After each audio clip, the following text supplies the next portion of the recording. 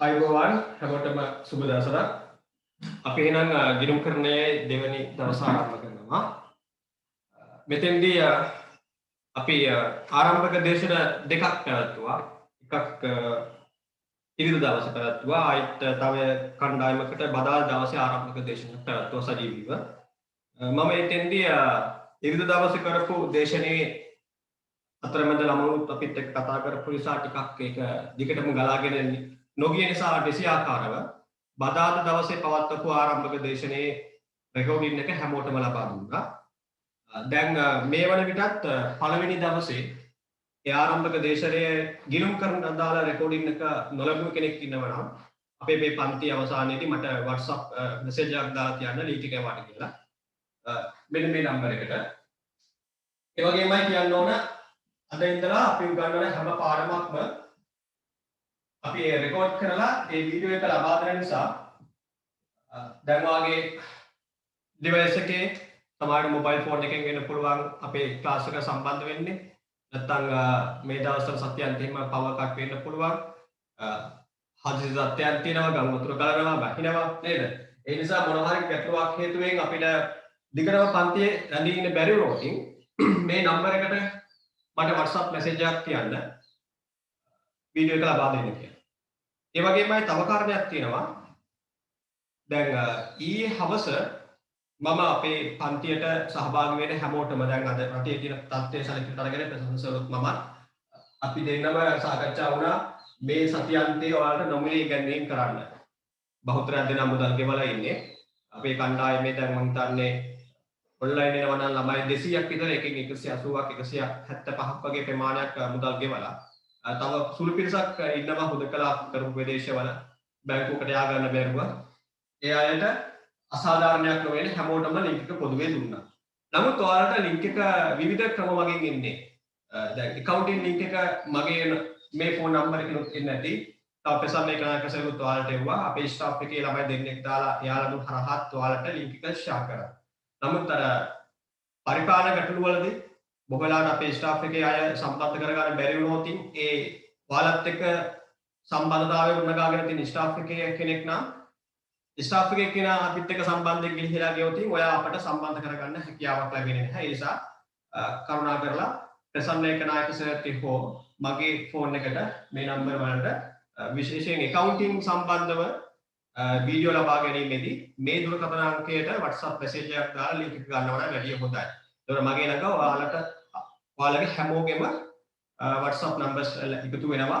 ඒ හරහා මට හදිසියේ මොන හරි තොරතුරක් ලබා දෙන්න සිදු වුණොත් කියන්න බෑ. දැන් මම ඉන්න ප්‍රදේශයේ සමහර විට මැසි බරකාල ගුණයක් ආවොත් පන්ති කරගන්න බැරි වෙනවා. එහෙම නැත්නම් පන්ති කල් දාන්න වෙනවා. එවැනි හදිසියේ ඇතිවන තත්ත්වයක් දැනුම් දෙන්න වැඩිය හොඳයි. අපේ පන්තියට සහභාගී වෙන හැමෝගෙම WhatsApp numbers මෙන්න මේ නම්බර එකට ඇවිල්ලා තියෙනවා. සමගක් අය මාත් එක්ක සම්බන්ධතාව පවත්වනවා. එහෙම මගේ නම්බර එක තවමත් මිස් වෙච්ච කෙනෙක් ඉන්නවා නම් මට ඔයාගේ WhatsApp නම්බර එක ලැබෙන ආකාරයට ඒ කියන්නේ වීඩියෝ එක ලබා දෙන්න කියලා ලින්ක් එක ලබා දෙන්න කියලා ටෙක්ස්ට් එකක් දාලා තියන්න. එතකොට මම ඒක රිප්ලයි කරනවා ඒකම ඔයාගේ නම්බර එකත් මගේ ළඟ තියාගන්නවා. හරි. දැන් අපි පාඩමට ගියොත් පාඩමේ ආයකත් කියන්න ඕන. දැන් ළමයි ගොඩක් අය අහනවා ටියුට් එක කොහොමද ගන්න කියලා. අපි උපරිම උත්සාහ ගන්නවා ටියුට් එක මුද්‍රණය කරලා ඔයාලගේ අතටම ලැබෙන සලස්වන්න. නිවසටම කුරියර් සර්විස් එකක් කරහා ලබා දෙන සලස්වන්න. නමුත් ප්‍රසම්සරුත් මම හිතන්නේ ඒක පැහැදිලි කරන්නේ නැති අපිට බාධක කිහිපයක් තියෙනවා. මේ දවස්වල ප්‍රින්ටිං වැඩ ටික කරගන්න දෙකුත් නැහැ. අපේ ස්ටාෆ් එකෙත් මුන් කිහිප දෙනෙක් අසනීප තත්ත්වය ඇති වූ නිසා. ඒ වගේමයි කුරියර් සර්විස් වලින් කතා කරාම ටිකක් යාළගෙත් මේ දවස්වල ඕඩර්ස් බාර ගන්නවා අඩුයි. බාරගත්තට ප්‍රවාහනය කිරීමේ ගැටලු තියෙනවා. ස්ටාෆ් එක ලෙඩ වෙලා යන නොයෙකුත් කාරණා හේතුවෙන්. ඒ නිසාම ඉදිරියේදී ඔයාලට ටියුට් එක ලබා දෙන්න අපි උත්සාහ ගන්න අතරම මම අපේ පළවෙනි ටියුට් එක පිටු කිහිපයක් අත්හැරලා බහුතරයක් පිටු ප්‍රමාණයක් 40ක් වගේ මම ඔයාලට ඊ PDF එකක් විතර ලබා දුන්නා. දැන් මේ PDF එක ඔයාගේ පරිගණකයෙන් නම් ඔයාගෙන කරන්නේ එතන තියාගෙන ස්ක්‍රීන් එකෙන් බලාගෙන බල ටික කරගන්නත් පුළුවන් වෙයි. සොෆ්ට් කොපි එකක් තියෙනවා නම් ඒව නැත්තම් print out එකක් ගන්න උත්සාහ කරන්න. කෙසේ හෝ කමක් නැහැ. අපිට දැන් පළවෙනි දවස් කිහිපය අද ගන්න මාත් එක්කත් පුළුවන්. දැන් සමහර අයට දැන් PDF එක ලැබිලා නැතුව ඇති. මට ඊ හවස මතකුණා කියන්නේ මගේ ස්ටාෆ් එකයාට ලින්ක් එක යවන්න කිව්වට සමහර අය ලින්ක් එක විතරයි යවලා තියෙන්නේ PDF එකේ ලින්ක් එක දීලා තිබුණේ නැහැ. සමහරවිට ඒක ඩවුන්ලෝඩ් කරගැනීමේ ගැටලුව ඇති වෙලා ඇති. ඒ නිසා ටියුට් එකත් මේ වලට ලැබුණ නැති කෙනෙක් ඉන්නවා නම් මේ අංකයට දැනුම් දෙන්න. මම මේ ටියුට් එක ලබා දෙන්න කටයුතු කරන්නම් සොෆ්ට් කොපිය දැනට. හරි අපි දැන් මම ඉරිද පන්ති ළමයිට ප්‍රශ්න දෙකක් හෝ තුනක් සාකච්ඡා කරා. ඉතින්දී අපි ආර්ථික ගනුදෙනු හා සිද්ධීන් කියන්නේ මොකක්ද කියලා ඉරිද පන්ති ළමයිට කියලා දුන්න බදාදා ආරම්භක දේශනේ ළමයිට ඒක කියලා දුන්නේ නැහැ. නමුත් ඒක ගැටලුවක් කරගන්න අවශ්‍ය නැහැ. අපි ඒක ඉදිරියේදී ඉගෙන ගන්න කාරණයක්. ඒ නිසා මම දැන් බදාදා පන්තියේ බදාදා ආරම්භක දේශනේ ඔබට යනවා. ඒ කියන්නේ බදාදා ආරම්භක දේශනේ තමයි පළවෙනි දවස් වශයෙන් සලකන්නේ. අද ඒක දෙවෙනි දවස් වශයෙන් සලකනවා. ඉතින් ඊට පන්ති ළමයිට මූල ගිණුම්කරණය හා කළමනාකරණ ගිණුම්කරණය පිළිබඳව පැහැදිලි කිරීම වෙනස්කම් කියලා දුන්නේ නැහැ. ඒක වාට ලබා දුන්න රෙකෝඩින් එකේ ඇති. ඒ වුණානේ ඉරිදා ආරම්භක දේශනෙට සහභාගී වූ අයට මූල ගිණුම්කරණය හා කළමනාකරණ ගිණුම්කරණ අතර වෙනස්කම් සාකච්ඡා කරේ නැහැ. ඒක බදාදා දවසේ සාකච්ඡා කරා. ඒ නිසා බදාදා රෙකෝඩින් එක බලන්න. හරි අපේ ටියුට් එකේ ප්‍රශ්නාංක 3 තියෙනවා.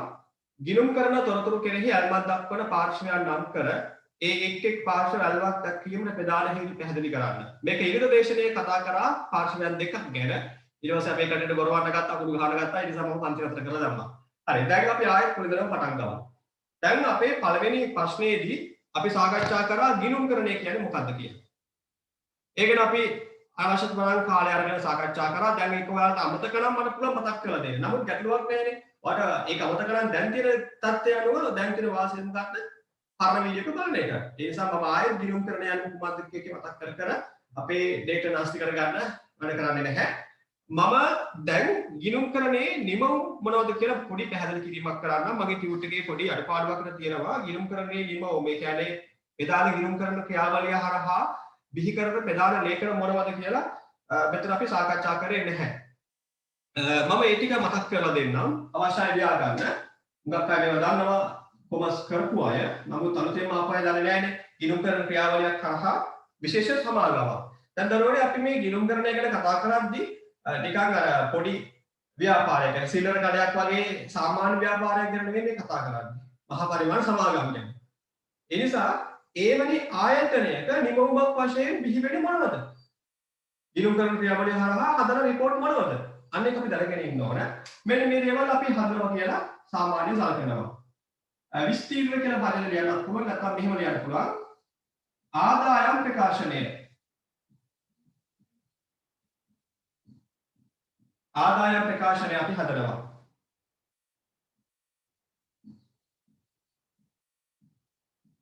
මූල්‍ය තත්ත්ව ප්‍රකාශනය. මූල්‍ය තත්ත්ව ප්‍රකාශනය හදනවා.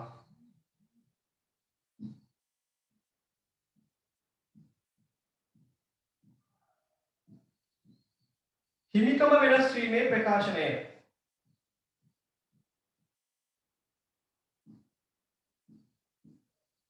මුදල් ප්‍රවාහ ප්‍රකාශනය.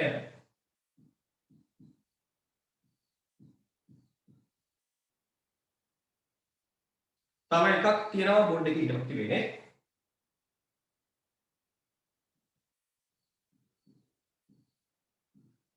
ගිණුම්කරණ සටහන් හා ප්‍රතිපත්ති පිළිබඳ ප්‍රකාශනය. ඔය කරුණු ටික ඔයාගේ පොතේ පැත්තක ලියා ගන්න. ගිණුම්කරණ නිමවුම් කියලා මාතෘකාව ලියලා ගිණුම්කරණ නිමවුම් යටතේ ලියා ගන්න.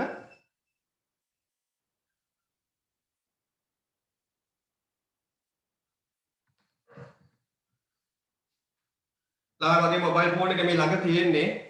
ඉතින් ඔයාලා WhatsApp message යවද්දී ෆෝන් එක සයිලන්ස් කරාට අර Google සද්ද එනවා. ඒවා පොඩ්ඩක් කන්ෆියුස් වෙනවානේ. ඒ නිසා ගිය සතියේ වීඩියෝ එක වාඩි කියලා දැම්මම රික්වෙස්ට් දාන්න එපා. පන්ති අවසන් වෙනකන් පස්සේ වැඩ කරන්න. අනිත් එක මොකද නැවතිනේ මොබයිල් ෆෝන් පාවිච්චි කරනවා. අද අපේ පන්ති කාමරේට වැඩ කර ගන්නවා නම් මොබයිල් ෆෝන් ඕෆ් කරගන්න කියලා තියෙන්නේ ළමයිට. දරුවොත් ඒකම කරන්න ඕන.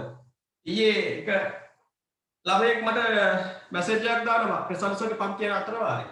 පන්තිය වෙන මොනවා හරි විස්තරයක් අහලා මම ලින්ක් එකක් දීලා ඔයාලා දීලා මම අහනවා ඔයා ඔන්ලයින් පන්තියට සහභාගී වෙන්නේ නැද්ද පුතාගේ? නෑ නෑ ලොග් කරලා ඉන්නේ සර්. ඒක ප්‍රශංසක එක පන්ති ඉන්නකම මාත් එක්ක chat කරනවා. ඒ වගේ කී දෙනෙක් එක chat කරලා දාන්නෙත් නැහැ. ඒ වගේ වැඩ කරන්න එපා. ඉගෙන ගන්නෙද්දී දැන් ඔයා ගෙදරද ඉන්නේ කියලා දාලා නැහැ. පන්ති එක ඉන්නවා කියලා හිතන්න. සෝරි පන්ති එකෙත් මේ වගේ තමයි කියලා හිතන්න සමහරු කියයි. එහෙම වෙන්න බෑ. හොඳ හැසිරීම රටාවක් තියාගන්න. නැත්තම් ශිල්ප පිළිගන්නේ නැහැ. මම අත්දැකීමෙන් කියන්නේ. ඒ වගේ පිස්සු කරපු සමහර සබ්ජෙක්ට් මම ෆේල් වුණා. හොඳ ඉගෙන ගත්ත හොඳට හැසිරුණු පන්ති වලදී ඒ සබ්ජෙක්ට් මම පාස් වෙලා තියෙනවා. ඒ නිසා හොඳට හැසිරෙන්න ගෙදර කියලා සලකන්න එපා. දැන් ඉන්නේ හොඳ පන්ති කාමරයක විනයවත් ළමයි විදිහට ඉගෙන ගන්න. මොබයිල් ෆෝන් එකෙන් ඔයා මේ වීඩියෝ එක බලනවා නම් ඒක විතරයි කරන්නේ. යාළුවෙක් chat කරගෙන උත්තර කරන්න. හරි. දැන් ගිණුම් කරන ක්‍රියාවලියකින් අපේ ආර්ථික ගනුදෙනු හා සිද්ධීන් එකතු කරලා ඒ කියන්නේ ව්‍යාපාරයේ සිදු ගනුදෙනු වාර්තා කරලා කිසියම් ක්‍රමවේදයකට ඒවා සකස් කරලා මෙන්න මේ කියනවා නිමවුම් ටික බිහි කර ගන්නවා. මොනවද? ආදායම් ප්‍රකාශනය. අපි මේකට තම අවස්ථාවල කියනවා විස්තීර්ණ ආදායම් ප්‍රකාශනය කියලා. ඒ මොකද්ද කියලා අපි ඒක සමාගම් ගිණුම් පාඩමේදී කර ගන්නවා. මෙතෙන්දී අපේ ආයතනයේ ලාභය හෝ අලාභය ගණනය කර ගන්නවා. අපි කියනවා මෙහෙම ප්‍රතිඵල ගණනය කර ගන්නවා කියලා. ව්‍යාපාර කටයුතු කරලා ලාභයක් ඇති වුණාද පාඩුවක් ඇති වුණාද කියලා අපි මෙහෙම ප්‍රතිඵල ගණනය කිරීමක් මේ ලේඛනයෙන් සිදු කරනවා. මූල තත්ත්ව ප්‍රකාශනය. අපේ ව්‍යාපාරයේ තියෙන දේපල, අපේ ව්‍යාපාරයේ ගෙවන්න තියෙන ණය ශේෂයන්, අපේ ව්‍යාපාර අයිතිකරුවන් යොදවපු මුදල් ප්‍රමාණය ආදී වශයෙන් මම මේ අර විස්තරාත්මකව මේක පැහැදිලි කරන්නේ. මෙතන කොමස් නොකරපු ළමයි ඉන්නවනේ. එයාලට වත්කම් වගකීම් හිමිකම කිව්වම තේරෙන්නේ නැහනේ නේද?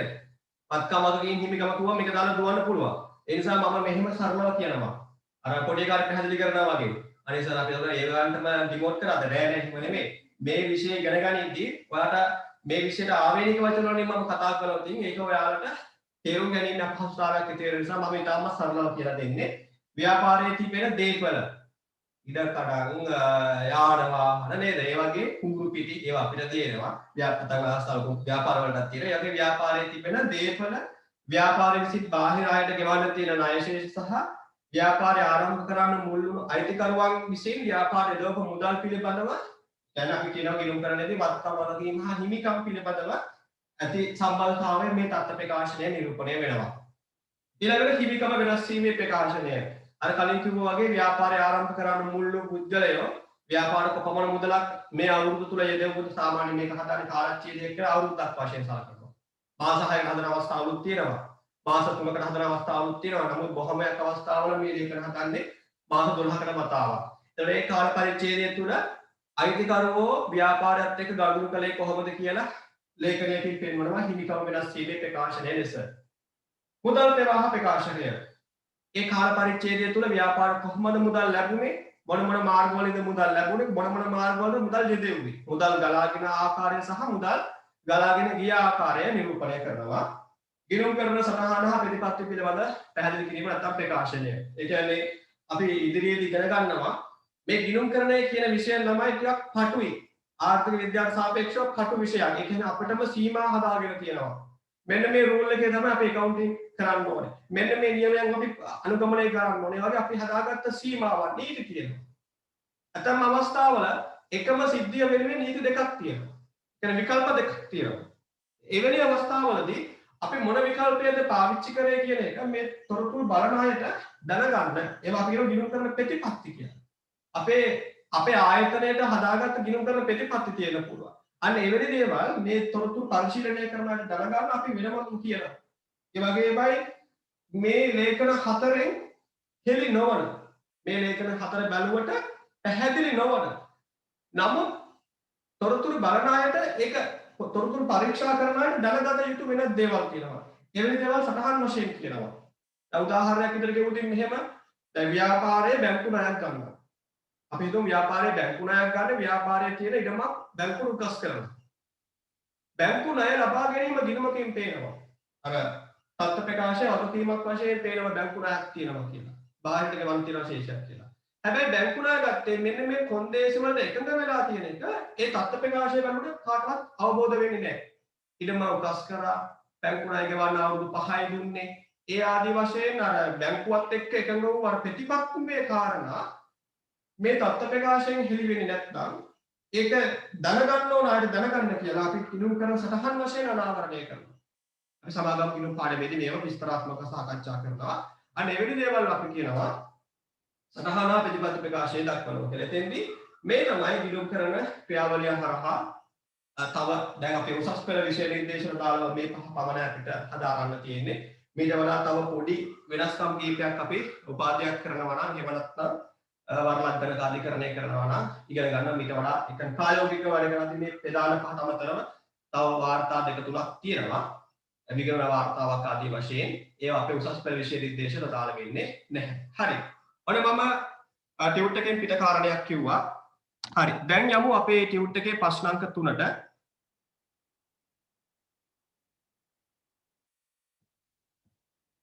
හරි. ප්‍රශ්න අංක 3 කියනවා ගිණුම් කරන තොරතුරු කෙරෙහි ඇල්මක් දක්වන පාර්ශ්වයන් නම් කර ඒ එක් එක් පාර්ශ්ව ඇල්මක් දක්වීමට බලපාන ප්‍රධාන හේතු පැහැදිලි කරන්න. මම ස්ක්‍රීන් එකට ටියුට් එක ගන්නම් මොකද සමහරවන්ට ටියුට් එක ලැබිලා නැතුව ඇති.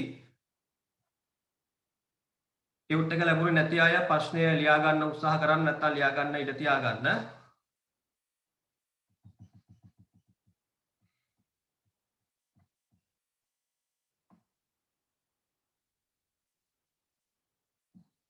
ඔන්න අද අපි සාකච්ඡා කරන කොටස් කීපය මෙතන තියෙනවා. ගිණුම්කරණය යන කුමක්ද අපි කතා කරා. ගිණුම්කරණයේ මූල ගිණුම්කරණය හා කල්පනා කරන ගිණුම්කරණ අතර ප්‍රධාන කොටස් දෙකකට වෙන් වෙනවා. ඒවා අතර ප්‍රධාන වෙනස්කම්.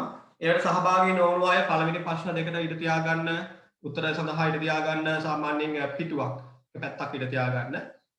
ඊළඟට ප්‍රශ්න අංක 3 අපි දැන් කතා කරනවා ගිණුම්කරණ තොරතුරු කෙරෙහි ඇල්මක් දක්වන පාර්ශ්වයන් නම් කර ඒ එක් එක් පාර්ශව ඇල්මක් දක්වීමට බලපාන ප්‍රධාන හේතු පැහැදිලි කරන්න.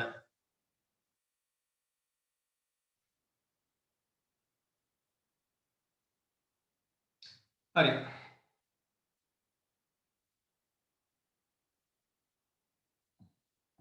කෙටියෙන් හරි ලියා ගන්න. හරි. දැන් මෙන්න මේ කියන්නා වූ ලේඛන ආදායම් ප්‍රකාශනයේ ව්‍යාපාරයේ ලාභය හෝ අලාභය පෙන්වනවා. තත්ත්ව ප්‍රකාශයෙන් අර කිව්වා වගේ දීපල දේවල් පිළිබඳව විස්තර දෙනවා. මේ තොරතුරු කෙරෙහි මේ තොරතුරු පරීක්ෂා කරන්න ඕනේ. මේවා මට පෙන්වන්න කියලා ඉල්ලීම් කරන අය. ඇල්මක් දක්වන අය. ප්‍රධානම කණ්ඩායම තමයි ව්‍යාපාරයේ අයිතිකරුවන්. ව්‍යාපාරයේ අයිතිකරුවන් පළවෙනි කණ්ඩායම අයිතිකරුවන්. තනිපුද්ගල ව්‍යාපාරයක් නම් අයිතිකරු නැත්නම් අයිතිකරුවන්. අවු ව්‍යාපාර සමාගම් වල හිමිකාරීත්වයේ අයට වඩා වැඩි කණ්ඩායමකට හිමි වෙලා තිබෙනවා. මේ කණ්ඩායම ඇයි මේ ලේඛන පිළිබඳව මම දක්වන්නේ? ඇයි අවුට්පුට් එක ගැන මේ තරම්ම හිතන්නේ? දැන් කෙනෙක් කියන්න පුළුවන් ව්‍යාපාරය ලාභ ලබනවද නැද්ද කියලා දැනගන්න. ඒක ප්‍රමාණවත් නැහැ. ඒක ප්‍රමාණවත් නැහැ. මම යුද්ධ දේශනයේදී පැහැදිලි කළා අපේ ව්‍යාපාරය අපි හිතමු අපිට මේ එකම අයිතිකරු කණ්ඩායමට තියෙනවා A හා B වශයෙන් ව්‍යාපාර දෙකක්. ඒ ව්‍යාපාර දෙකම සමාන මුදලක් යොදවලා ආරම්භ කරේ. අපි හිතමු A ව්‍යාපාරය ආරම්භ කරන්නේ රුපියල් ලක්ෂ 5ක් යොදවලා B ව්‍යාපාරය ආරම්භ කරන්නේ රුපියල් ලක්ෂ 5ක් යොදවලා. අවුරුද්දක් අවසානයේ ව්‍යාපාරයේ ලාභය ගණනය කරනවා. ඒ ව්‍යාපාරයේ ලක්ෂයක ලාභයක් ලබනවා. ලක්ෂ 5ක මුදලක් යොදවලා ව්‍යාපාරය ආරම්භ කළා. ඒක අවුරුද්දක ලාභය පමණක් රුපියල් ලක්ෂයක් තිබෙනවා. B ව්‍යාපාරය ලක්ෂ 5ක මුදලකින් ව්‍යාපාරය කරගෙන ගිහිල්ලා ලාභ ලබන්නේ රුපියල් 10000ක් පමණයි. 10000. දැන් මේ අයිතිකරුවෝ යනවා ඒ ව්‍යාපාරය බලන්න. ගිහින් මේ මූල ප්‍රකාශන පරිශීලනය කරනවා. ආදායම් ප්‍රකාශයේ පේනවා ලාභය රුපියල් ලක්ෂයක්. ආදායම් වලින් විදවන්න කළාම ඉතුරු අතර ලාභය රුපියල් ලක්ෂයක්. බොහොම හොඳට hina වෙනවා. යෙදවපු මුදලේ පහෙන් එකක් එක අවුරුද්දක ලාභ වශයෙන් ලැබෙනවා. සතුටුයි. ඊළඟට B ව්‍යාපාරය බලන්න. එකවුන්ටර් බොහොම සාන සභාවට හදපු කිනුම බලනවා.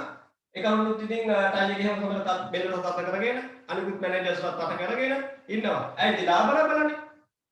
ලාභ ලැබුවා පමණින් අයිතිකරු සාහිත්‍යයකටපත් වෙයිද? ලාභයක් ලබනවා. නමුත් තමන්ට ලක්ෂ 5ක මුදලකින් ලක්ෂයක ලාභයක් පෙන්වන්න පුළුවන් එක ව්‍යාපාරයක් තියෙනවා නම් ඒ වගේම මුදලකින් 10000ක ලාභයක් පෙන්වන ව්‍යාපාරයක් ගැන මේ වගේම අයිතිකරු සාහිත්‍යයකටපත් වෙයිද? නෑ. ඊට වඩා හොඳයි මේ රුපියල් ලක්ෂ 5ක් මේ ව්‍යාපාර ආයෝජනය කරලා ලාභ ඊට වඩා වැඩි කර ගන්න පුළුවන් වුණා නම් නැත්නම් වෙනත් ප්‍රදේශයක ව්‍යාපාරය ආරම්භ කරන්න පුළුවන් වුණා නම් අන්න ව්‍යාපාරයක් ලාභ ලැබුව පමණින් අයිතිකරුවෝ සෑහීමකටපත් වෙන්නේ නැහැ. යෙද වූ මුදලට සරිලන තමන් ආයෝජනය කළ මුදලට සරිලන ලාභයක් ලබනද නැද්ද කියලා බලන්න. තව පැහැදිලි කළොත් මෙහෙම B ව්‍යාපාරය A ව්‍යාපාරය රුපියල් ලක්ෂ 5ක් යොදවලා රුපියල් ලක්ෂයක ලාභයක් ලබනවා. B ව්‍යාපාරය රුපියල් ලක්ෂ 25ක් යොදවලා රුපියල් ලක්ෂ 25ක් යොදවලා රුපියල් ලක්ෂයක ලාභයක් ලබනවා. එහෙම වුණා. දැන් කලින් සමානව මුදල් යොදවලා අසමානව ලාභ ලැබුවා. දැන් මොකද වෙන්නේ? එක තැනක ලක්ෂ 5ක මුදලෙන් ලක්ෂයක ලාභයක් පේනවා. ආරම්භ කරේ ලක්ෂ 5කින් ලාභය අවුරුද්දක ලක්ෂයක්. දෙවන ව්‍යාපාරය ආරම්භ කරන රුපියල් ලක්ෂ 25ක් වේදම් කළා. ලක්ෂ 25ක් වේදම් කරා. ඒත් ලාභය කීයද? ලක්ෂය. අන්න. මේ ව්‍යාපාරය ගැන සාහිත්‍යයටපත් වුණාට මෙතෙන් සාහිත්‍යයටපත් වෙන්න විදියක් නෑ. ලක්ෂයක ලාභයක් ලැබුවා. ඇයි? යොදවපු මුදල අතිවිශාලයි. අන්න යොදවු පාග්ධනයට සාපේක්ෂව යොදවු මුදලට සරිලන ලාභයක් ලබනද නැද්ද කියලා තමයි අපි අයිතිකරුවෝ පරීක්ෂා කරන්නේ. එහෙනම් ඔයාලට මම කිව්වා ප්‍රශ්නාංක 3 ඇල්මක් දැක්වීමට බලපාන හේතුත් ඕන කියලා ඇල්මති පාර්ශවයන් ඉදිරියේ හරි අයිතිකරුවන් කියලා ලියලා පොඩි ඉරක් දාලා ලියා ගන්න. යොදවු ප්‍රාග්ධනයට සරිලන ඉපයුමක් එහෙම නැත්නම් ලාභයක් කිව්වත් හරි යෙද වූ ප්‍රාග්ධනයට සරිලන ඉපයුමක් ලබා ඇද්ද යන වග දැන ගැනීමට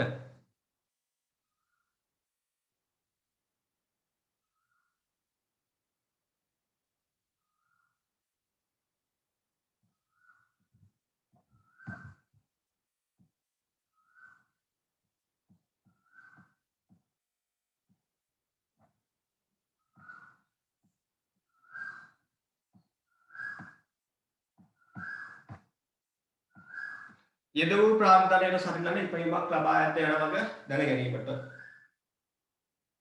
ළමයි ඔයාලට අත්‍යවශ්‍ය මොනවා හරි දෙයක් තියෙනවා නම් දරුන් දෙන්න මා එක පබලක් චැට් කරන්න අවස්ථාව දුන්නම මගේ කනෙක්ෂන් එක ගැන ඔයාලා වද වෙන්න එපා. අමාලට කිව්වනේ මම මෙතන පන්තිය පටන් ගන්න අනිවාර්යයෙන්ම එහා පැත්තේ අපේ ස්ටාෆ් එකේ කෙනෙකුත් ළඟ තියාගෙන. එයාම මගේ අපේ ෆෝන් එකකින් ලොග් වෙලා මමගේ මීටින් එක බලනවා. එතකොට කනෙක්ෂන් එරර් එකක් එනවා නම් මගේ සවුන්ඩ්ස් වල මොනවා හරි ප්‍රශ්නයක් ආවොත් එයා මට අතින් කියනවා. ගැටලුවක් තියෙනවා කියලා. ඒ නිසා ඔයාලගේ ඩිවයිස් වල මොනවා හරි ගැටලුවක් ආවම ඒක මට කියන්න එන්න එපා. ඔයා පුළුවන් තරම් සිග්නල් තියෙන තැනකට ගිහිල්ලා මේ වීඩියෝ එක බලන්න පුතේ. එහෙම නැත්නම් ඒක අත්‍යවශ්‍ය වෙනවා අපිට පාලනය කරන්න බෑ. දැන් මම දැක්කා මොබිටෙල් කම්පැනි එකෙන් එවලා තියෙනවා මැසේජ් එකක්. මේ දවස්වල මේ වීකෙන්ඩ් එකේ එයාලගේ සිස්ටම් අප්ග්‍රේඩ් එකක් නිසා එක සර්විස් වල ගැටලු වෙන්න පුළුවන් කියලා. මොබිටෙල් පාරිභෝගිකයන්ට දැනුම් දීලා තිබුණා. ඒ වගේ ගැටලු තියෙනවනේ.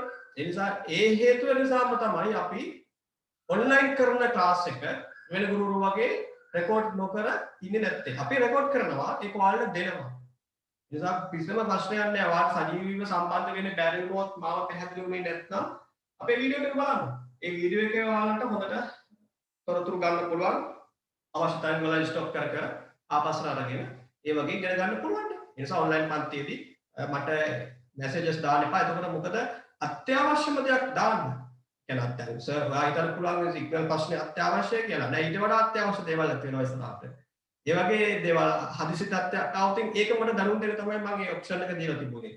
ඒකෙන් ඔයාලා මැසේජස් දානද්දී මම මෙතන උගන්වන දේ පොඩි මගේ තියෙන අර කනෙක්ෂන් එක නැති වෙනවා. ඊට පස්සේ මම ඔක බලන්න එනවා. ඒකෙන් අර ගලාගෙන රිද්ම් එක කැඩෙනවා. ඒකයි මම කිව්වේ. හරි.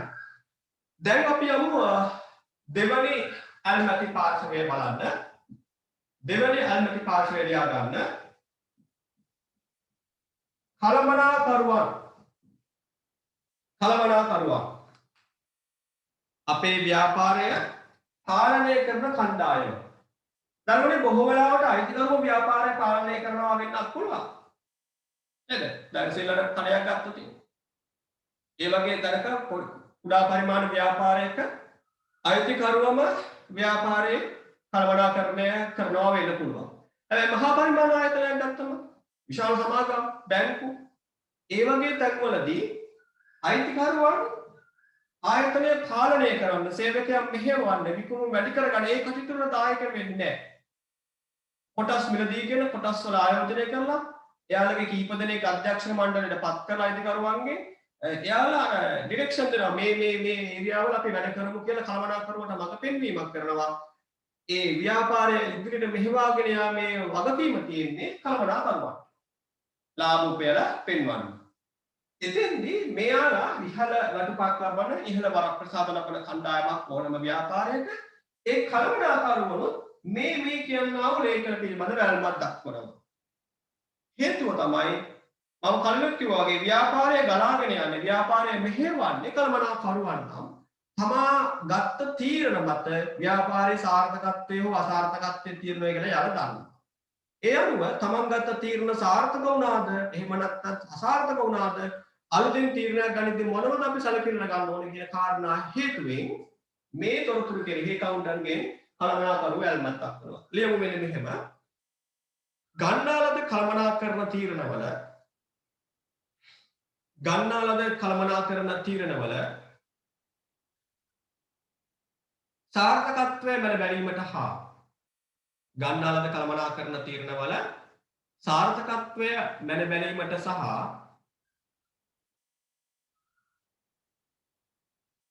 අනාගත කළමනාකරන තීරණ ගැනීම ආය කියන්නම් ගන්නාලද කළමනාකරන තීරණවල සාර්ථකත්වය මැන බැලීමට සහ අනාගත කළමනාකරන තීරණ ගැනීම පහසු කර ගැනීමට අනාගත කළමනාකරන තීරණ ගැනීම පහසු කර ගැනීමට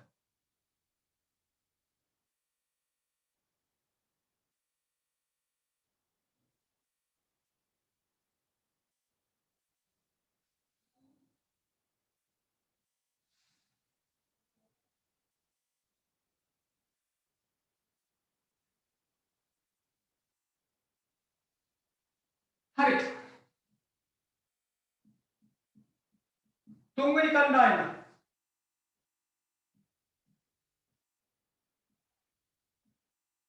සේවකීන්. තුන්වෙනි කණ්ඩායම සේවකීන්.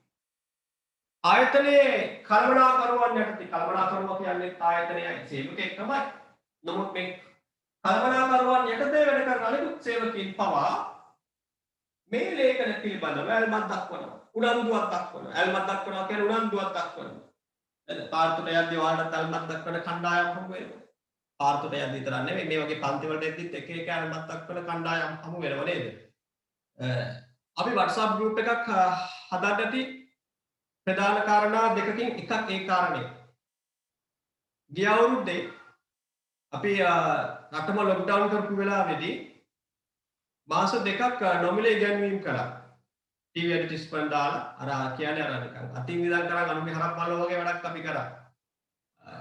අපි අපේ වියදමින් ටීවී ඇඩ්වර්ටයිස්මන්ට් දාලා නොමිලේ ඉගැන්වීම් කළා. ළමයි බදවගෙන. එතෙන්දී කණ්ඩායම් වලට අපි තොරතුරු ලබා දීමේ පහසුව සඳහා WhatsApp group නිර්මාණය කරා. එක වැඩිහිටි අම්ම කෙනෙක් කතා කරනවා සර් මගේ ප්‍රොෆයිල් ෆොටෝ එකට දාලා තියෙන්නේ ප්‍රොෆයිල් පික්චර් එකට දාලා තියෙන්නේ මගේ වෙඩින් ෆොටෝ එක. හස්බන්ඩ් එක්ක ඉන්න වෙඩින් ෆොටෝ එක තමයි මම දාලා තියෙන්නේ. මගේ නංගිට ඔන්ලයින් ක්ලාස් යන්න ඕන නිසා මගේ මොබයිල් ෆෝන් එක දුන්නා. අනේ සර් දැන් මේ ගෲප් එකේ ඉන්න පිළ ළමයි මට හායි හුයි ගාලා මැසේජස් දානවා කියලා. බැඳපු ගෑණියෙක්ටවත් ඉන්න දෙන්නේ නැහැ නේද? හරි. ඒ වගේ තත්ත්වයක් තියෙනවා. මම දන්නවා දැන් මේ පන්තියේත් ඒ වගේ එක එක අසහනයන් හේතු වෙනු පන්තිට අපුවා ඉන්නවා. මොකද හායි හුයි ගාලා ලේසියිනේ. පන්තියේ මූණට මූණ බලාගෙන ආත්ම ශක්තියෙන් කතා කරන්න බැරි වුණාට මේ වගේ තැන්වලදී වීඩියෝ වගේ chat එක දාන්න හරි පහසුයිනේ. ඒ නිසා ඒ වැනි අය ඒ බලාපොරොත්තුව පිට ඉන්නවා නම් කරුණා කරලා මේ අපේ පන්තියෙන් ඉවත් වෙන්න.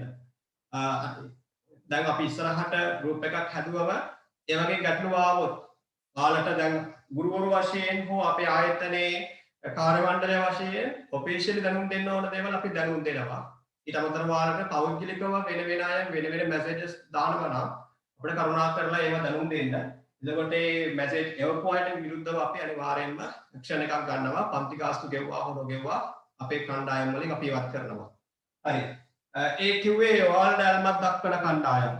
එතකොට ළමයි අහන්න පුළුවන් සර් අපිට ඇල්මක් දක්වලා නැද්ද කියලා. ඔයාලටත් තියෙනවා. ඔව් අපි දන්නවා ඔයාලට බේරෙන්න බෑනේ නේද? ෂෝක් පොල් කැටියේ නේද? සීදේවි කොල්ලා කියලා. ඔයාලට ඇල්මක් දක්වන කණ්ඩායම් ඕන තරම් ඉන්නවා. හරි. දැන් අපි කතා කරන්නේ කිනුම් කරන තොරතුරු කෙරියල්මක් දක්වන තුන්වෙනි කණ්ඩායම ගැන. සේවකී. තමන්ගේ ආයතනය ලාභ ලබනවට සේවකයෝ කැමති. කිසිම සේවකයෙක් හිතන්නේ නැහැ මම වැඩ කරන කැම්පේනියක් බංකොලොත් වේවා ඒ වගේ දෙයක් හිතන්නේ නැහැ. මොකද ආයතනය කඩා වැටෙනවා කියන්නේ තමන්ගේ ජොබ් එක නැති වෙනවා. ඊට කලින් මොකද වෙන්නේ? මුලින්ම ආයතනයේ පාර්ට්නර් වෙමින් ක්‍රමක්‍රමයෙන් නම් ගලාගෙන යන්නේ එක දවසකින් කඩා වැටෙන්නේ නැහැ නේ. මෙයාට ලැබෙන වරප්‍රසාද අඩු වෙනවා. අතිකාල දීමන අඩු වෙන්න පුළුවන්, ප්‍රවාහන දීමන ඒ වගේ ප්‍රවාහන පහසුකම් ලබා දෙනවා නම් කෑමකේ ගුණත්වය අඩු වෙන්න පුළුවන්. කලින් බිත්තරයක් දාලා දැන් බිත්තර භාගයයි එන්නේ. කලින් ලොකු මාළු කුට්ටියක් දාලා දැන් එන්නේ අර පොඩි ඉරේසර් එකක් වගේ මාළු කෑල්ලක් එන්නේ. මේ වගේ පහසුකම් වල කප්පාඩු වෙන්න පුළුවන්. ඊට පස්සේ ක්‍රමක්‍රමයෙන් පහසුකම් නැති වෙන්න පුළුවන්. පඩි වැඩි වීම නතර වෙනවා. ආර්ථික දවසක් පස්සේ පඩි අඩු වෙනවා. ඔය වගේ තත්ත්වයන් එනවා ව්‍යාපාරේ බංකොලොත් වෙනවා නම්. අන්න සේවකයා තීරණය කරනවා ව්‍යාපාරය වැහෙන්න කලින් වෙනත් ව්‍යාපාරයක වෙනත් ආයතනයකට සම්බන්ධ වෙන්න. එද අර නැවක් ගිරෙන යන කලින් නැවේ ඉන්න අය එළියට පණ ගන්නවා වගේ විශේෂයෙන් ඔය මීයු කූස වගේ දේවල් වලට පයින්නවා කියලා කියනවනේ ගිල යන නැව වලින් ඒ වගේ සේවකයන් බලනවා අර මම කලින් කිව්ව ආදායම් ප්‍රකාශය දින. ක්‍රමක්‍රමයෙන් වාර්ෂික ලාභය අඩු වෙනවා නම් සේවකයන්ට තේරෙනවා මේ ආයතනයේ යන ගමන හොඳ නැහැ. මේ ආයතනය ඉදිරියේදී වැහෙන්නයි යන්නේ. එහෙනම් වැහෙන්න කලින් අපි වෙන ජොබ් එකක් හොයාගමු. තමන්ගේ රැකියාව සුරක්ෂිතද නැද්ද? තමන්ට වරප්‍රසාද ලැබෙයිද අනාගතේ නොලැබෙයිද? තමන්ගේ වැටුපයි අනාගතේ අඩු වෙයිද වැඩි වෙයිද? ඒ වගේ තීරණ ගන්නවා අර කිව්ව මූල ප්‍රකාශන පරිශීලනය කරලා. එහෙනම් ලියන්න මෙහෙම. සේවකයා ගල්පත් දක්වන හේතුව ලියන්න. රැකියා සුරක්ෂිතභාවය තහවුරු කර ගැනීමට.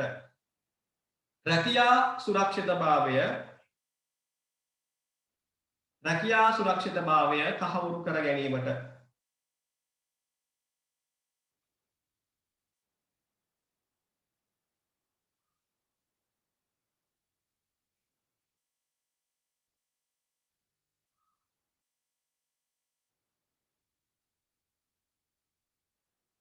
හරි.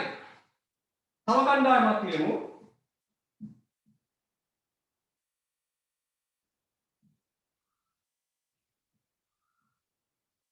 ණය සපයන ආයතන. ණය සපයන ආයතන. බැංකුව ණය මුදල් සපයන ආයතන එන්න පුළුවන්. මෙතන නම් අපිට ගන්න පුළුවන් මෙහෙම භාණ්ඩ ණයට විකුණන අය. එයාලත් ගන්න පුළුවන්. ණය සපයන ආයතන. මේ කණ්ඩායම අපේ මූල ප්‍රකාශන ගේන්න කියනවා. හිතන්න ඔයාගේ ව්‍යාපාරය ABC ව්‍යාපාරය කියලා. ඔයාගේ කම්පැනි එකේ නම ABC ව්‍යාපාර. ඔයා යනවා ළඟ බැංකුවට බැංකු ණය මුදලක් ඉල්ලගෙන. දැන් ළමයි ව්‍යාපාර අධ්‍යයන විෂය ඉගෙන ගන්නවා ඉස්සරහට තාම නෑ. ව්‍යාපාර සංවිධාන පාඩමේදී ව්‍යාපාරයකට කියනවා කියලා නෛතික පුද්ගලභාවය. ඒ කිව්වේ ව්‍යාපාරයට පුළුවන් නෛතිකව පුද්ගලයෙක් වශයෙන් පෙනී සිටින්න. ඒ කියන්නේ ව්‍යාපාරේ නමින් තවත් කෙනෙක් සමග ගනුදෙනු කරන්න පුළුවන්. අයිතිකරුවන්ගේ නම් ගාව ගන්නේ නැහැ. අන්න. ලංකා බැංකුව ණය ආයුධපත බාරගන්නේ ABC ව්‍යාපාරේ නමින්. ඒ කියන්නේ ණය ආයුධකරුගේ නම කවුද? ABC ව්‍යාපාරය. එතෙන්දී මේ වගේ අවස්ථාවකදී මේවා අපි කියන වාණිජ ණය කියලා. ඒ කියන්නේ ව්‍යාපාර කටයුතු කරගන්න ව්‍යාපාරිකයන්ට ලබා දෙන ණය වාණිජ ණය. මෙවැනි ණය මුදල් වලදී විශේෂයෙන්ම මේ වගේ බැංකු විසින් ණය මුදල් ප්‍රදානය කරන්නේ නැහැ අර කලින් කිව්ව ලේඛන පරිශීලනය නොකර. එක අවුරුද්දක් නෙමෙයි. සාමාන්‍යයෙන් පසුගිය අවුරුදු 5ක පසුගිය අවුරුදු 4ක 3ක අඩුමතරම අවුරුදු 3ක වා. විශාල මුදලක් නම් අවුරුදු 10ක වගේ වෙන්න පුළුවන්. අවුරුදු 7ක ඒ වගේ දීර්ඝ අතීතයක් බැංකු විසින් පරිශීලනය කරනවා. මොකටද? මේ ව්‍යාපාරයේ ආරම්භයේ සිට මේ දක්වා කොහොමද ගලාගෙන ආවේ? එක අවුරුද්දක මූල ප්‍රකාශන බලලා කියන්න බෑනේ. එක අපි හිතමු මෙහෙම එක ආයතනයක 2019 අවුරුද්දේ ලාභය මිලියන 25යි. නමුත් 2018 දී ලාභය මිලියන 50ක්. 17 දී මිලියන 100ක් තිබුණා. ඔන්න ලාභේ ක්‍රමක්‍රමයෙන් අඩු වෙලා ආදායම් ක්‍රමක්‍රමයෙන් අඩු වෙලා. ඉතින් 19 අවුරුද්ද විතරක් මූල ප්‍රකාශනය දුන්නා නම් බැංකුවට මිලියන 25ක් ලාභ ලබන්නේ හොඳ ව්‍යාපාරයක්. අපි බැංකුවයි දෙමු කියලා මැනේජර් තීරණය කරනවා. හැබැයි පසුගිය අවුරුදු වල මූල ප්‍රකාශන බලනවා මෙයා ක්‍රමක්‍රමයෙන් අඩු වෙලා 50%කින් ව්‍යාපාරේ ලාභය අඩු වෙලා. එහෙනම් ඉතින් 20 වෙන විට තවත් ලාභය අඩු වෙන්නේ. අන්න ගලාගෙන යන කොහාටද ගලාගෙන යන්නේ කියලා හිතා ගන්න පුළුවන් පසුගිය අවුරුදු කිහිපයක මූල ප්‍රකාශන පරිශීලනය කරා. ඒ නිසා ණය සපයන ආයතන තමා ළඟට එන ණය අයදුම්කරු වගේ විශේෂයෙන් පෞද්ගලික ආයතන විතරක් නෙවෙයි පුද්ගලයෙක් වුණත් ඔයාගේ ළමයි බැංකු ණයක් ගන්න ගියත් ඔයාගේ ආදායම් මාර්ග මොනවද කියලා අහන්නේ ඒකනේ. තමන්ගේ බැංකුව විසින් සපයපු ණය මුදල මෙයාට ආපසු ගෙවන්න පුළුවන්ද කියලා මේකෙන් බලනවා. ණය ගෙවීමේ ශක්තිතාවයක් තියෙන හැකියාවක් තියෙනද කියලා පරිශීලනය කරනවා. හොඳට ලාභ ලබනවා නම් හොඳට ආදායම් මාර්ග තිබෙනවා නම් අන්න බැංකුව බාහිර තුන ණය මුදල සපයනවා. නමුත් මේ වගේ ලාභ ලැබීමේ ආදාය ලැබීමේ ප්‍රවණතාවය අඩු වෙලා නම් බැංකුව ණය ලබා දෙද්දී ගොඩක් හිතනවා. හරි. එහෙනම් ලියා ගන්න ණය සපයන ආයතන ගිණුම් ප්‍රකාශන කෙරෙහිල්පත් දක්වන හේතුව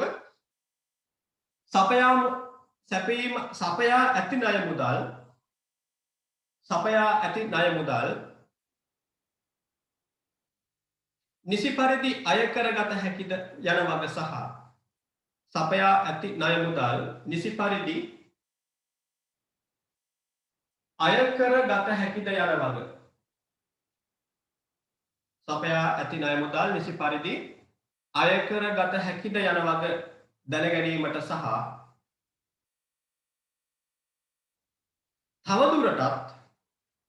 තවදුරටත් ණය මුදල් ලබා දීමට හැකියාවක් තිබේද යන වග දැන ගැනීමට තවදුරටත් ණය මුදල් ලබා දීමට හැකියාවක් තිබේද යන වග දැන ගැනීමට.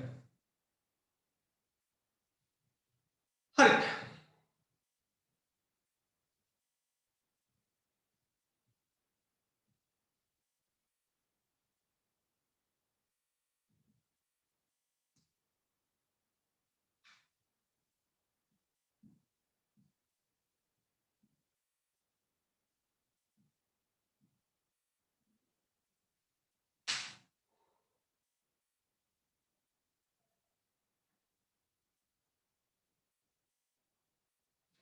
පස්වෙනි කණ්ඩායම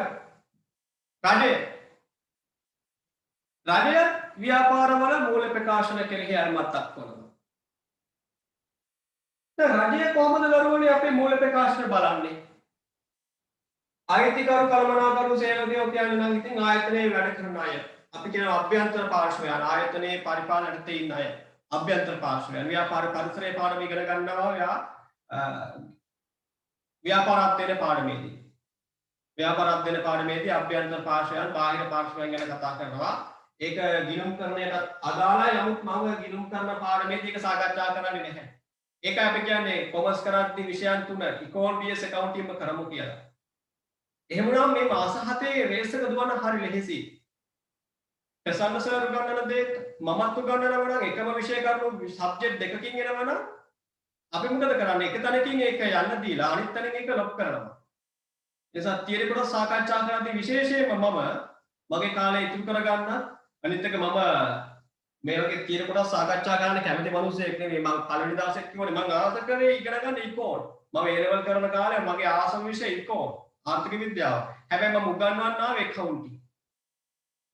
ඒ ඇයි විශේෂයෙන්ම මට ඔය න්‍යායාත්මක කරුණු පැහැදිලි කර එකම තැන ඉන්න කැමති කෙනෙක් නෙවෙයි. ටිකක් ගණන් හදන්න ඕන මට. ඉස්සරහට යන්න ඕන දන්නවා. දැන් මේ කොටසත් මම හරි ආයාසයෙන් තමයි මේ ස්ලෝ කරන්නේ. ඒ නිසා මම කියන්න ආවේ දැන් BS පාඩමක හෝ ඉකෝන් පාඩමක ආවරණය වෙන විෂය කරුණක් මගේ විෂයේ තියෙනවා නම් තියරි කොටස් වල ගණන් හදලා ඒව නෙවෙයි තියරි කොටස් වල මම මේ ටික උගන්වන්නේ නැහැ. මොකද ඔයා ඉකෝන් වලින් හෝ BS වලින් එක්කව කරනවා දන්න නිසා. එහෙනම් ව්‍යාපාර පරිසරය ගැන එතෙන්දී අධ්‍යයනය කරන්න පුළුවන් BS වලදී. මම කියාගෙන ආව එක IT වගේ නැත්නම් ස්ටැට් වගේ විෂයක් ඔයා තෝරගත්තම BS හලලා ඔයා සබ්ජෙක්ට් බාස්කට් එකේ තියෙන ලෙහිසුම් විෂය තමයි හලලා තියෙන්නේ. BS හලලා ඔයා ස්ටැට් වලට යනවා නම් නැත්නම් IT වලට යනවා නම් ඒ කියන්නේ ලෙහෙසි එකක් කරලා අමාරු එකක් තෝරාගත්තා වගේ. එතකොට කෙනෙක් යන පුළුවන් නෑ සර් මට O level වල හොඳට IT පුළුවන් මම IT ඩිප්ලෝමා කරනවා ඩිග්‍රී කරනවා ඒ වගේ දේවල් වශයෙන්. නමුත් දරුවනේ ඔයා IT මුල ඉඳලා ඉගෙන ගන්නවනේ ඕනම කෝස් එකකදී. ඉකෝන් BS accounting ඉගෙන ගත්තත් ඔයාලට පුළුවන් බිට් කරන්න. නේද? ඒ වගේ IT කෝස් එකක් කරද්දී ඉකෝන් BS කරලා ඉකෝන් BS accounting කරලා අපලා මෙයත් බාර ගන්නවා නම් ඒකේ තේරුම මොකද්ද? ඒ කෝස් එකේදී IT වල සම්බන්ධව මූලික සිද්ධාන්ත කරුණුවලම පටන් ගන්නවා කියන්නේ. ඉතින් ඒක මුල ඉඳලම ඉගෙන ගන්න තියෙන දේ එතනදී ඉගෙනගෙන ඔයාලට මෙතන කරන්න තියෙන හොඳම දේ තමයි IT වගේ ටිකක් අර ලිහිසුම ළමයට ලිහිසුනාට ඔක ගොඩක් අයට සංකීර්ණ අනිත් කාරණේ විශේෂම කාරණේ. ඔයා අලුතෙන්ම කොමර්ස් කරන්න ආපු කෙනෙක් අලුතෙන්ම ওই විෂය තෝරාගත්තම ඔයා හොයලා බලන්න. ඒ ගුරුවරයා මාස 7කින් මේ වැඩේ කරයිද? මේ කාරණේත් ඔයා පොඩ්ඩක් බලන්න. හරි. දැන් මම කියාගෙන ආපු පැත්තට යමු. අභ්‍යන්තර පාර්ශවයන් ව්‍යාපාරයේ තියෙන තොරතුරු හොයාගන්න හරි පහසුයි. ණය සපයන ආයතනය වුණත් ඉතින් මේ ආකාරයට අපි බැංකු ණයක් ඉල්ලගෙන ගියාම හරි වාගේ ෆයිනෑන්ෂියල් රිපෝට්ස් කියන කියලා ණය සපයන ආයතන අපෙන් ඒ ડોකියුමන්ට් ඉල්ල ගන්නවා. රජයේ කොහොමද අපේ ගිණුම් බලන්නේ? රජයේ කොහොමද අපේ නුවණ තොරතුරු බලන්නේ? අන්න ගැටලුවක්. රජයේ නියෝජිතයෙක් ඇවිල්ලා දැන් මේ දවස්වල අපේ ගෙවල් පාරවල් වල නේ ගෙදරට සමහර විටත් එන්න පුළුවන්. එන්න එපා කියලා මම ප්‍රාර්ථනා කරනවා. එන්න එපා කියන්නේ මේ වගේ අවස්ථාවල මුහුණ දෙන්න එපා කියලා PHI මහත්තයා ඉන්නේ නේද? ඉස්සරහට PHI මහත්තයා ආවා ඩෙන්ගු වදුරෝ ඉන්නද කියලා බලන්න. දැන් ඉතින් PHI මහත්තයෙක් අපේ අහල පහල ගෙදරක වටේ කර කියලා මොනවා හරි කොල කැලලා කලවල ගියොත් නේද? වෙන මොනවා හරි නෝටිස් එකක් කලවල ගියාත් අපි හිතන්නේ ගෙදර නිරෝධාලය කරනවා කියලා. ඊට පස්සේ මේ පැත්තකින්වත් යන්න හිතන්නේවත් නැහැ. ඒක කරන්නත් එපා වුණා නේද? විසුන්ට ඈතින් ඉඳන් උදව් කරා කියලා කොරෝනා බෝ වෙන්නේ නැහැ නේ. මීටරයක් බැරිනම් මීටර 5ක් 6ක් ඈතින් හරි බර මල්ලක් තියලා යන්න උදව් කරන්නේ වගේ අසන නෙවෙයි ආයෙත්. මොකද ඔය කාරණේ මට වෙන්න පුළුවන් වාට වෙන්න පුළුවන් ඊළඟ වතාවේ තියෙන තත්ත්වයක් එක්ක. හරි. දැන් මේ වගේ PHI මහත්තයා යනවා වගේ රජයේ නියෝජිතයෙක් කෙනවද අපේ ව්‍යාපාරයට ගිණුම් බලන්න. ඇතැම් අවස්ථාවල එනවා එකක් හොඳ තැනකට නෙවෙයි එන්නේ. ඉන්කම් ටැක්ස් ඩිපාර්ට්මන්ට් එකෙන් කඩාපනිනවා. ඒ එන්නේ ටැක්ස් නොගෙවන අය බලන්න. එහෙනම් කොහොමද රජය අපේ මූල ප්‍රකාශන පරිශීලනය කරන්නේ? දරුවනේ මෙහෙම කතාවක් තියෙනවා. මම කලින් කිව්වනේ අපි මේ පාඩම සාකච්ඡා කරන්නේ ගිණුම් කරන විෂය කියන සම්පූර්ණ විෂය නිර්දේශන බොහොමයක් අවස්ථාවල සාකච්ඡා කරන්නේ මහ පරිමාණ සමාගමක් ඉලක්ක කරගෙන. සමාගම් පන්ති යටතේ ලියාපදිංචි වූ ආයතනයක් ඉලක්ක කරගෙන. එතකොට සමාගම් පන්ති යටතේ ලියාපදිංචි වූ ආයතනයක් අනිවාර්යයෙන්ම වාර්ෂිකව හදන මූල්‍ය ප්‍රකාශන අර කලින් කිව්ව දේවල් ආදායම් ප්‍රකාශනය, හිමිකාලා සීමේ ප්‍රකාශය, තත්ත්ව ප්‍රකාශය ආදී වශයෙන් මූල්‍ය තොරතුරු ටික අවුරුද්දකට වතාවක් රජයේ නිසි බලධාරියෙක් වෙත සංවේදනය කරන්න ඕන. කොහෙද? ටැග් දීපයක් තියෙනවා. සමාගම් රෙජිස්ට්‍රාර් කාර්යාලයට යවන්න ඕන. Colombo lake house DR Wijewardena මාවතේ තියෙන සමාගම් රෙජිස්ට්‍රාර් කාර්යාලය. එතෙන්ට බාර දෙන්න ඕන අවුරුද්දකට වතාවක්. ඊට අමතරව ආදායම් බදු දෙපාර්තමේන්තුවට ඒකේ කොපි එකක් දෙන්න ඕන. සමාගම් රෙජිස්ට්‍රාර් කාර්යාලයට දෙන්න ඕන ආදායම් බදු දෙපාර්තමේන්තුවට ලබා දෙන්න. මේක ලියන්නම අවශ්‍ය නැහැ මේ තැන් මොනවද කියලා. මොකද ඒවා අපේ විභාගයේදී ප්‍රශ්නයක් ඇහෙන සීමාවෙන් පිට තියෙන්නේ. ඊළඟට අපේ ආයතනය කොටස් වල පොලේ ලියාපදිංචි වූ ආයතනයක් නා. මොකද්ද ඒක BS වල කොටසක්. ව්‍යාපාර සංවිධාන පාඩමේදී ඉගෙන ගන්නවා අපි කොටස් වෙනද පොලේ ලියාපදිංචි වූ සමාගම් කියලා. කොටස් වලද පොලේ ලියාපදිංචි වූ සමාගමක් නම් අන්න කොටස් ඒ මධ්‍යම උත්තර බහුමාන ක්‍රමයට කොටස් වලද පොල නියාමනය කරන ආයතනයට මේ ආයතනයේ ආදායම් ප්‍රකාශය ඇතුළු අනිකුත් තොරතුරු ලබා දෙන්න ඕන. අනේ ඒ හරහා ඒකක් නෙවෙයි ආයෝජන පෙවාදන BY zone කියලා තියෙන්නේ. අත්නායක බියගම මෙහෙ හොරණ තියෙනවා. ඒ වගේ ආයෝජන මොකද්ද පොග්ගල තියෙනවා. එයාගේ ආයෝජන පෙවාදන කලාපවල ව්‍යාපාර කරනවා නම් ආයෝජන ඒ සම්බන්ධ නියාමන කරන ආයතන තියෙනවා. මට මතක නැහැ හරියට BY කියලා කියන්නේ. අටෙන්නේ නැහැ වචනේ. ඒ වගේ ඒ ප්‍රදේශ ඒ zone එක නියාමනය කරන නිසි බලධාරීන් ඉන්නවා. එවැනි ආයතන වලට තමන්ගේ ගිණුම් වාර්තා ලබා දෙන්න ඕන. අන්න එවැනි ක්‍රියාමාර්ග හරහා රජයේ නියෝජිතයෝනේ.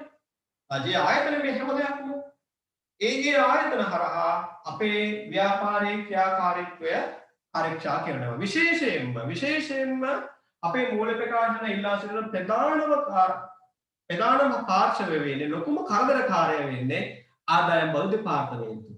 රජයට අවශ්‍ය බදු මුදල් නිසි පරිදි අය කරගන්න තමයි ගිණුම් වාර්තා හදන්න කියලා විශේෂයෙන්ම රජය කියන්න හේතුව. එහෙනම් අපේ ප්‍රධානම හේතුව ලියා ගමු.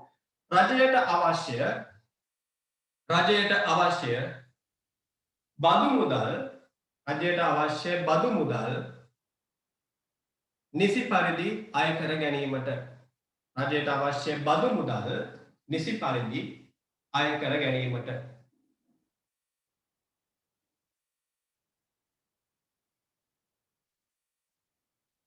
අපි තව එක කණ්ඩායමක් ක්‍රියා කරමු. තව ගොඩක් අය ඉන්නවා. අනාගත ආයෝජකයන් විතරක් ක්‍රියා කරමු. අනාගත ආයෝජකයන්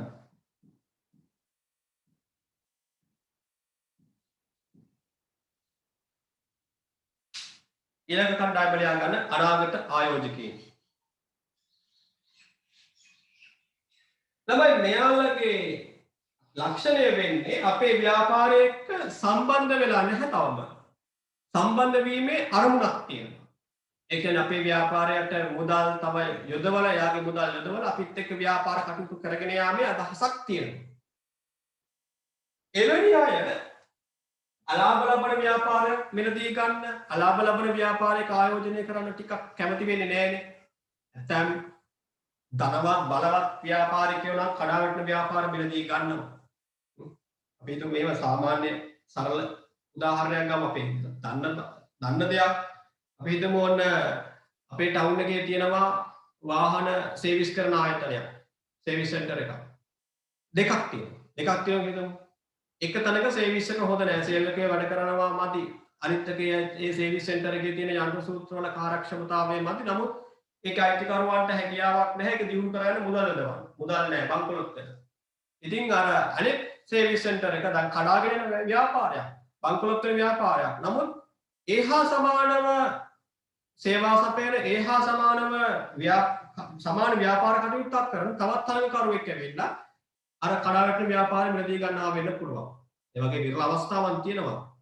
තමන්ට ව්‍යාපාරික ශක්තියක් තිබෙනවා නම් බංකොලොත් තුනත් ඒ ව්‍යාපාරය නගා සිටවන ව්‍යාපාරය මිලදී ගන්න අවස්ථාවක් තියෙනවා.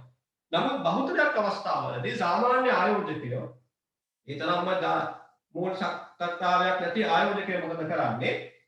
තමන්ට රැකෙන්න පුළුවන්. තමා යොදවපු මුදල ආරක්ෂා වෙන තැනක් තමයි හොයන්නේ. තව වාට පුළුවන් කොටස් වෙන පොලේ කොටස් මිලදී ගන්න. ඒක කොහොමද වෙන්නේ කියලා දන්නේ නැත්නම් ඒකත් අර ව්‍යාපාර සංවිධාන පාඩමේදී ප්‍රසන්නේක නායක සර් ඔයාලට පැහැදිලි කරා BSM පැහැදිලි වෙනවා. දැන් මුදල් යොදවලා අපි හිතමු මෙන්න මේ ව්‍යාපාරෙට කියලා. මේ ව්‍යාපාරෙට තව ව්‍යාපාරික සගයෙක් ගන්න ආයෝජකයෙක් එනවා නම් මෙයා මුලින්ම මොකද කරන්නේ? 2019 2018 17 16 අවුරුදු වල ගිණුම් පරීක්ෂා කරලා බලනවා මේ ව්‍යාපාරය රැකෙන ව්‍යාපාරයක්ද අනාගතයේ බංකොලොත් නොවන ව්‍යාපාරයක්ද අන්න එහෙමනම් මොකද කරන්නේ මෙයා තමන්ගේ මුදල් ව්‍යාපාරයට යොදවනවා එනලියමු අනාගත ආයෝජකයන් කියලා ලියලා ඇල්මත් දක්වන කාරණේ ලියන්න සුරක්ෂිතව තම අරමුදල් කියවන්නේ තමන්ගේ ධනෙනේ සුරක්ෂිතව තම අරමුදල් ආයෝජනය කළ හැකිද යන වග දැන ගැනීමට සුරක්ෂිතව තම අරමුදල් ආයෝජනය කළ හැකිද යන වග දැන ගැනීමට හරි අපි තව එකක් ලියමු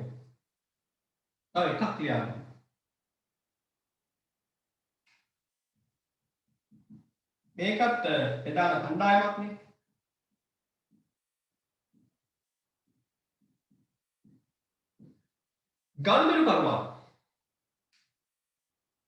ගනුදෙනු කරුවා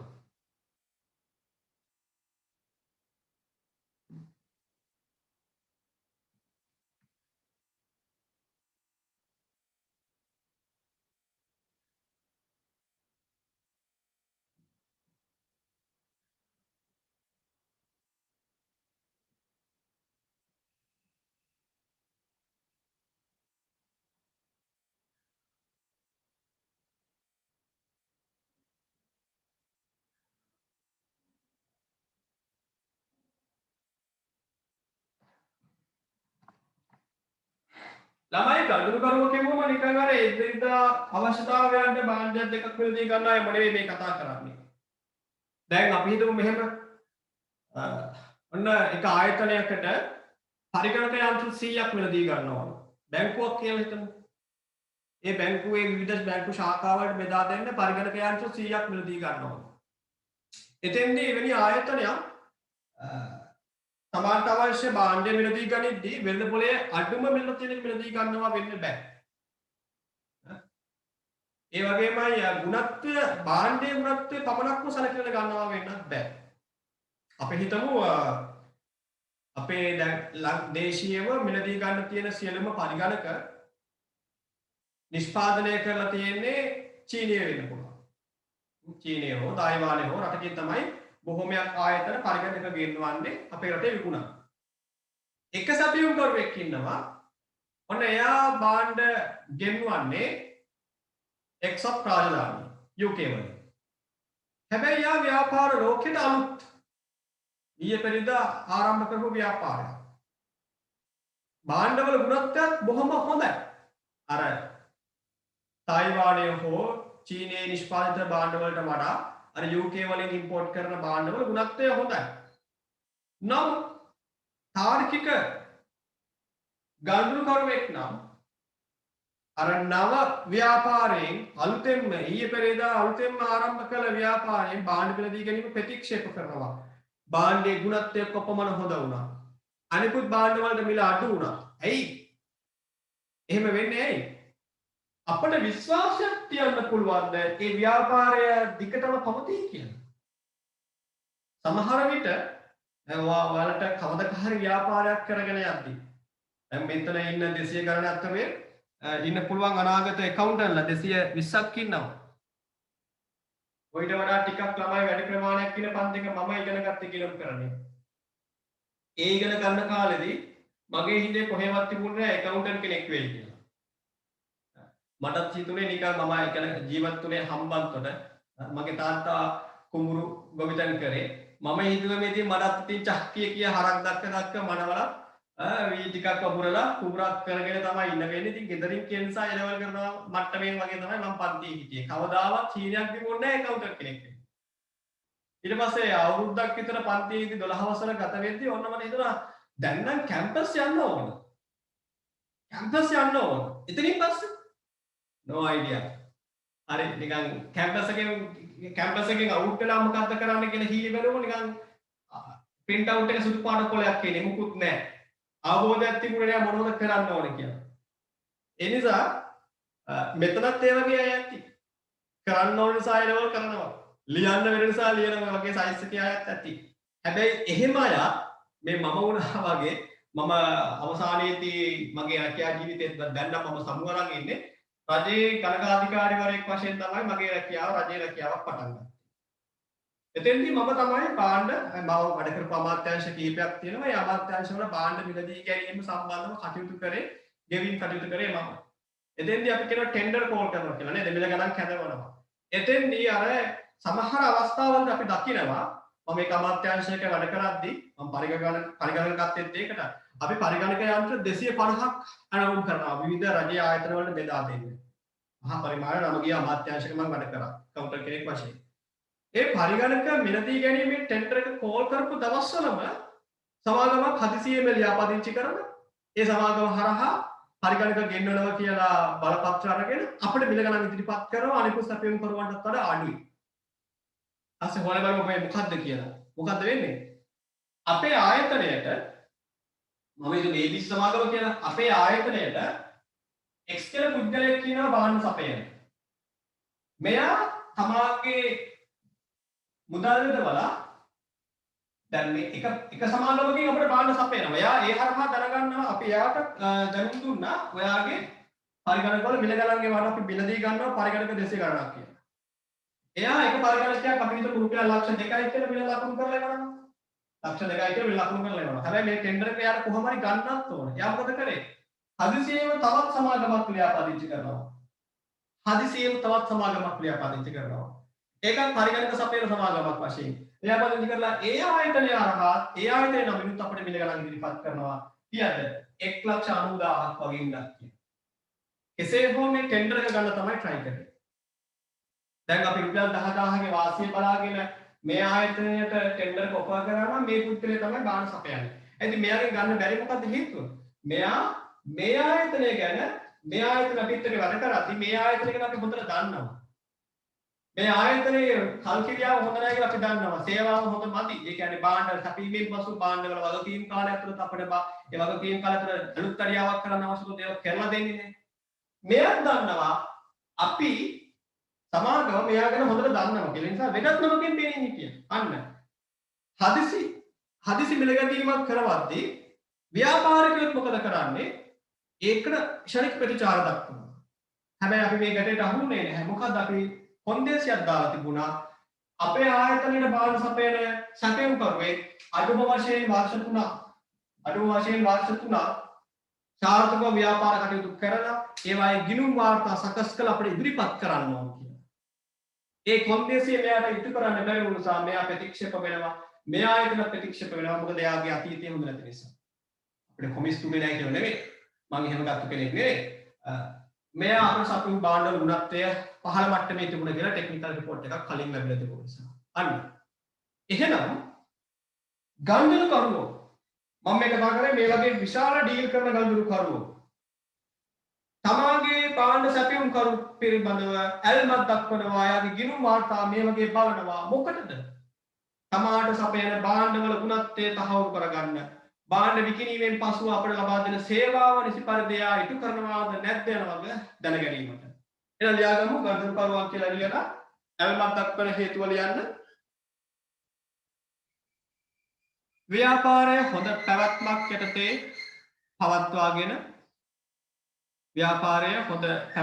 යටතේ පවත්වාගෙන එකඟ වූ වගකීම් නිසි පරිදි ඉටු කර තිබේද යන වගේ. මායිකයන් ව්‍යාපාරය හොඳ පැවැත්මක් යටතේ පවත්වාගෙන එකඟ වූ වගකීම්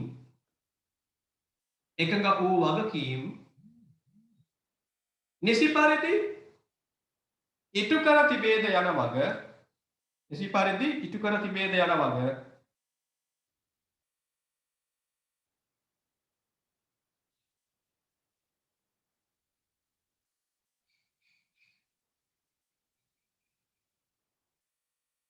දැන ගැනීමට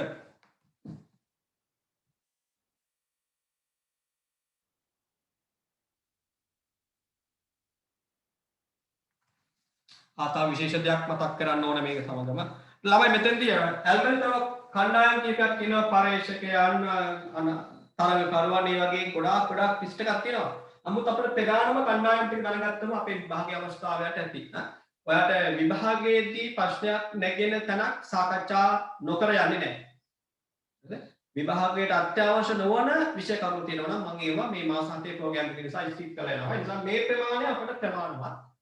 මේ සම්බන්ධව ප්‍රශ්නයක් නිර්මාණය වුණොත් ඔයාට සාර්ථකව මුල දෙන්න. දැන් අර මතක් කරගන්න තියෙන කාරණේ තමයි කොමර්ස් කරන ළමයි අතර ටියුෂන් ක්ලාස් වලට ඉහළම ඉල්ලුමක් තියෙන දරුවනේ විශේෂයෙන්ම ගිණුම් කරන්නේ.